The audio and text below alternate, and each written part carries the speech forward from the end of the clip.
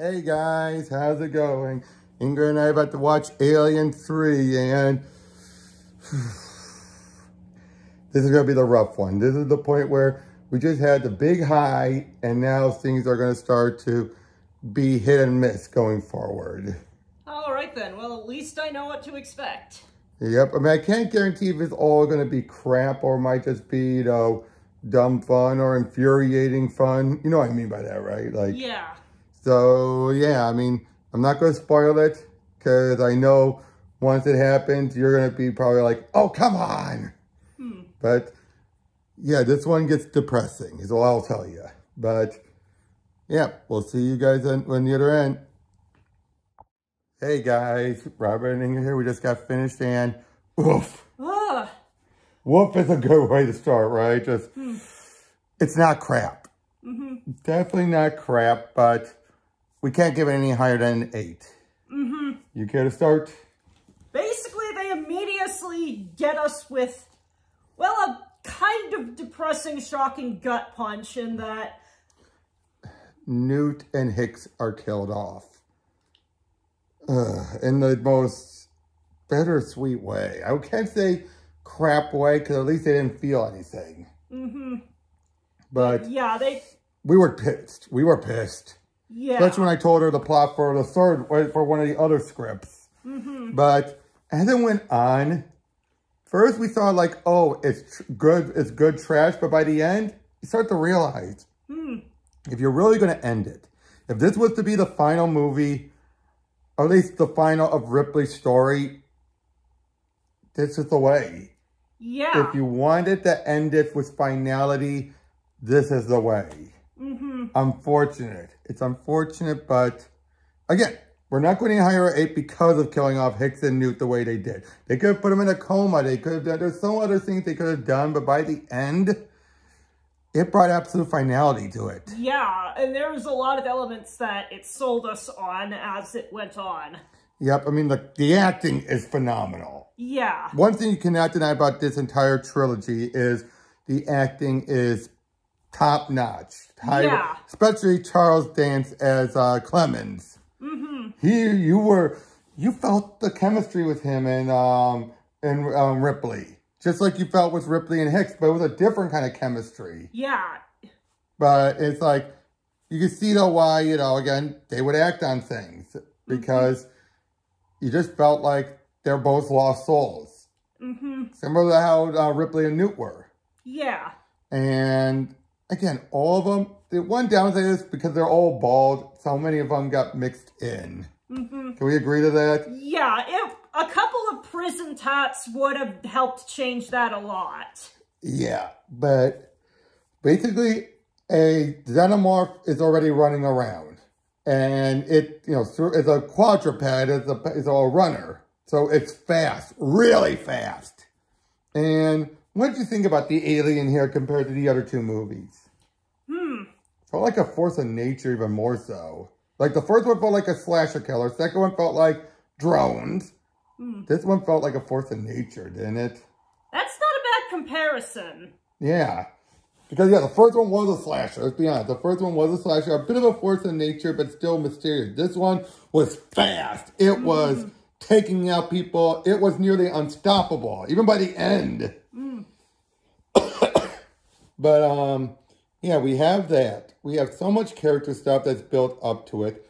And then Clemens gets killed. But the whole time, Ripley's trying to understand, like, what's going on. Like, especially when she connects to Bishop and finds out, like, the company knows everything that happened on the ship. So they know something happened, that there was an alien on board. And thus they're coming there. Of course, later on, we find out Ripley has one in her, a queen. And once you hear that, you're like, you know she's doomed. Because the company's not going to care. There's no way to get it out of her. She is at death's door. But it's either stop it or... And you know what really turned it around for me? Was the bit when she asked Dylan to kill her. And he won't. Yeah. That felt like the turnaround. I mean, everywhere there were so many other moments. But that felt like the real turnaround. I just love so much of it. Like, Dylan was definitely one of the standouts, wasn't he? This murderer and rapist who they all found religion. That's what really worked was this. Yeah, it's like this whole setting is basically this all men's work prison, more or less. And it's like... They're the only ones that stuck around. Yeah, they stuck around once the installation, like, got shut down. And one thing I noticed throughout all of this is that you've got these people who are basically some of, like, what you'd classically consider the absolute worst in society, who have done utterly unforgivable crimes. And the only one who didn't was Clemens, really. Clemens was bad. It was bad, but it was a case where it was more like unfortunate timing than it was like active malice. But yeah, it's just like these guys all kind of found their own reason to live in this like little corner of the world that they made their own. And it's like, these guys have somehow managed to care about each other and find camaraderie. Meanwhile, the suits, all above the allegedly respectable people, are all just in this for the money and couldn't care less about other people's lives. Yep, and since we watched the director's cut, it was showing just how well these guys were. You are a guy who tried to rape Ripley. And then what does he do? He sacrificed himself to get to try and seal the thing up. Like, come on, come on. And then they sail him in there and you hear him die. Like, just imagine that. Knowing you went in there to die so the rest of your friends can live. We didn't see a sacrifice like that in the other movies. When you really think about it. Like, you had some cases where they tried to execute a plan and it went wrong. But this was probably the movie where we saw more people intentionally, like, kill me, themselves in harm's way in order to make sure that the plan worked. Yep. And it's like, it's because they all had this belief that there was something more than just like this world. Exactly. Like I said, Dylan, just all of his speeches made some sense. And even though he was still a badass motherfucker still with some of his deliveries, right? Like, we're going to kill this motherfucker. That's what we're going to do.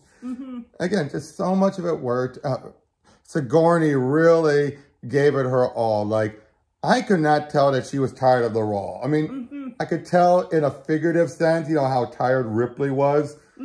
But I did not feel like half-assing. Did you? Yeah, it's sort of like it's just like one more job and then I'm done. Exactly.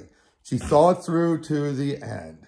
And yeah, just all this stuff dealing with now of course, then you also had Gallic, the insane one.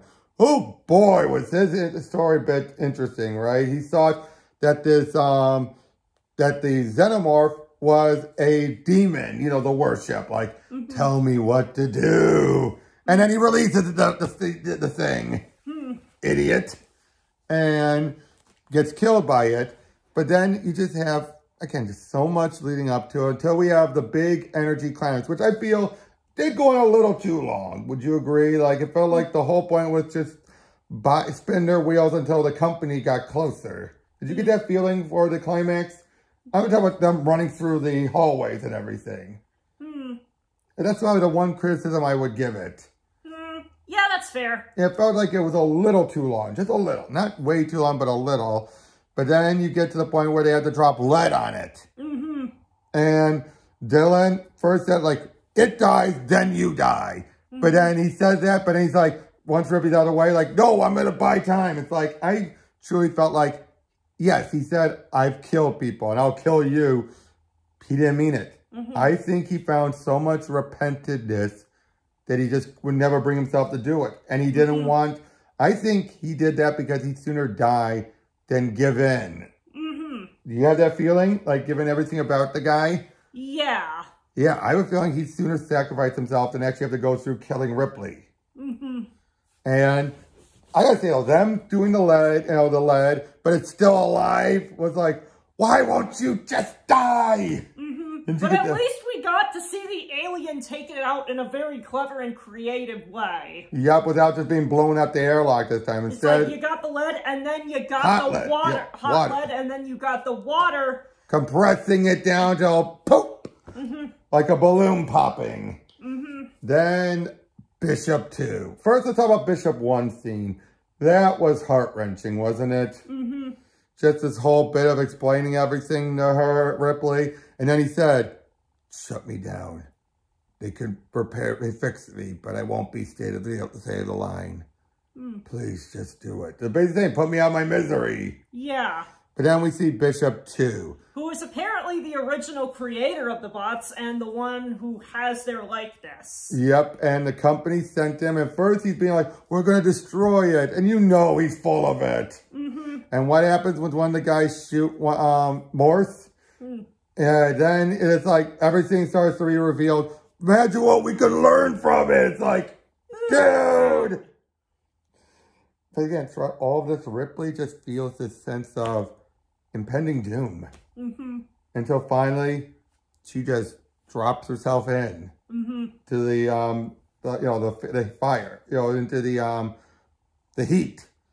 But yeah, it's a bittersweet, it's a downer ending, but it feels like if she wasn't going to get the happy ending, this is the only other ending she would get.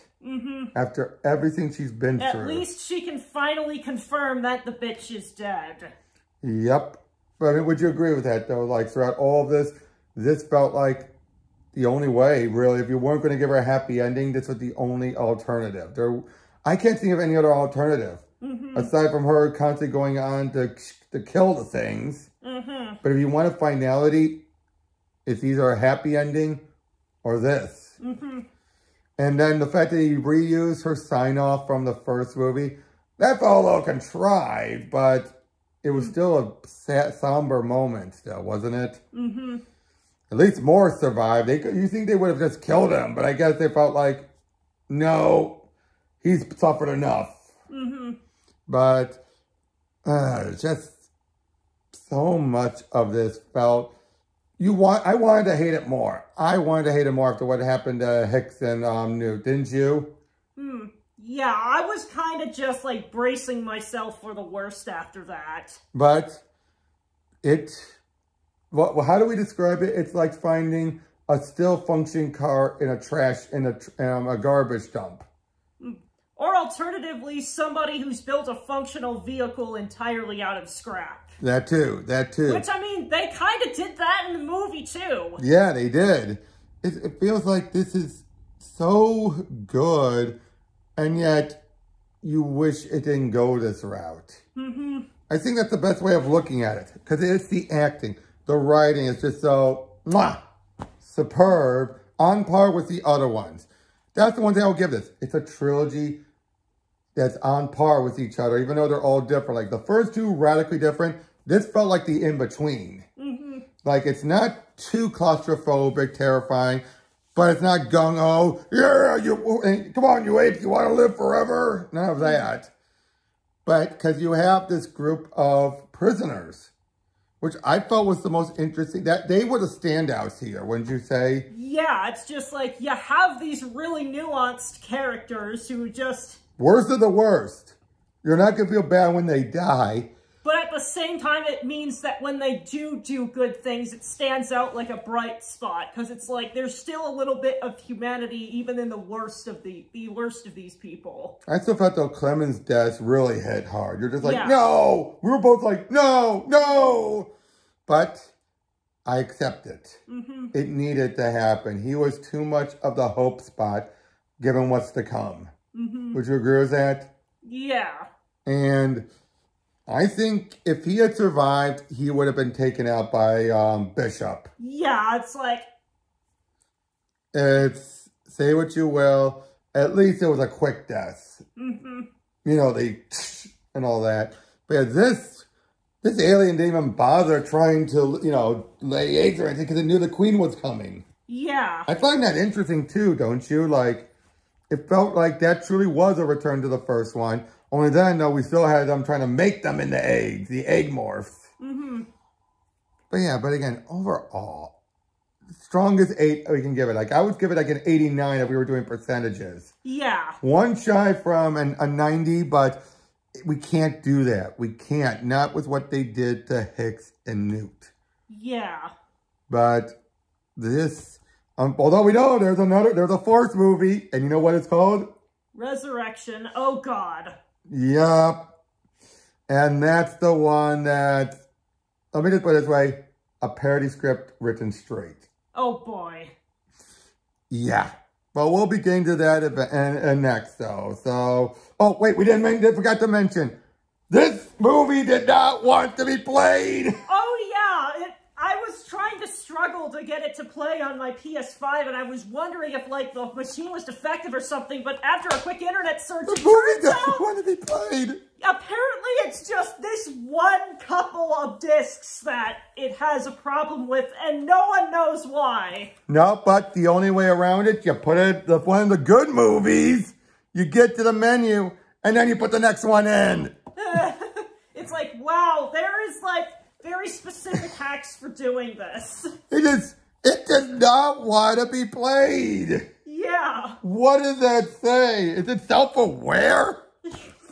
I mean, the funny thing is, though, it's not bad. It's not actually bad. It's just not as good as it could have been, which is very different. Very different. Again, especially when I told you the other ending, which if you guys go to my Pro Teacher Noob, I went over with Raymond once. And get this, there's actually an audible version of it with Lance Henriksen and Michael Biehn back. Ooh. So you actually have the official, the real Bishop and Hicks back doing that one I told you about, the one where they survived and they were, working together to deal with the company. Mm-hmm. Yeah, you should give it a check. I'll keep that in mind for later. No idea when I'll be able to fit that into my schedule, though. Life's busy. No, I know. Just find out it's only 2 hours, so about the length of a movie. All right. But yeah, so that was Alien 3.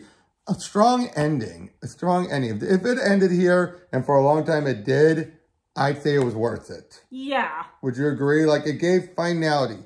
It's not the perfect trilogy, I will say that. It was perfect for the first 2/3. Can we agree to that? Mm-hmm. This was a bittersweet, but an acceptable finale. A very strong, acceptable finale, if you can roll past how depressing it is. Mm-hmm. And it is depressing. Can we agree to that? Yeah. This whole movie was a Debbie Downer. The depressing, just like, what's the point? Mm-hmm. You kind of felt that sometimes, didn't you? Like, what's the point? And the only thing you felt was to keep it out of the company's hand. Mm-hmm. And let's be honest also, you had the fact that rather than count down to an explosion, you had a countdown to the company showing up. Mm-hmm. Which I found interesting. I found that very interesting. It's like they can't survive, so the best that they can do is making sure this tragedy doesn't repeat again on a wider scale. Definitely. But I'm curious, though, if Alien Resurrection is going to be as bad as I remember it. I'm pretty sure it will be, but we'll find out then. See ya.